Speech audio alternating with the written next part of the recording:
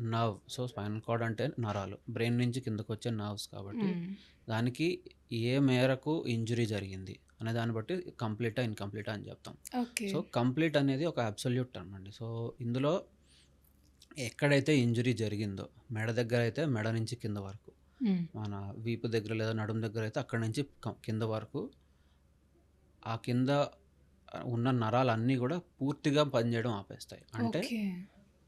కాళ్ళల్లో మూవ్‌మెంట్స్ ఉండవు. హ్మ్. అంటే ఏమాత్రము నర్వ్స్ నుంచి సిగ్నల్ కొద్దిగా కూడా కిందకి వెళ్ళట్లేదు. ఓకే. అదే ఓకే. విధంగా సెన్సేషన్స్, ముట్టుకున్న, గిల్లిన, గుచ్చిన పెయిన్ గానీ, స్పర్శ గానీ ఏమాత్రం సెన్సేషన్స్ అనేవి తెలియవు. హ్మ్.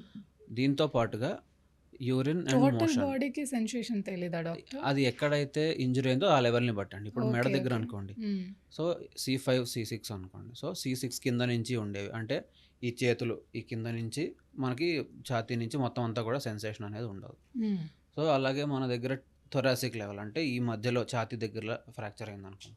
ఆ కింద నుంచి మనకి అబ్డోమెన్, కాళ్ళు వీటన్నిటిలో కూడా సెన్సేషన్స్ అనేవి ఓకే. ఉండకపోతాయి. ఓకే. పూర్తిగా సెన్సేషన్స్ ఉండవు. ఏమాత్రం మూవ్‌మెంట్ కూడా ఉండవు. హ్మ్. దాంతో పాటుగా చాలా ముఖ్యమైనది ఏంటంటే యూరిన్ ఇంకా మోషన్ మీద కంట్రోల్ ఉండదు. దాని సెన్సేషన్ కూడా తెలియదు.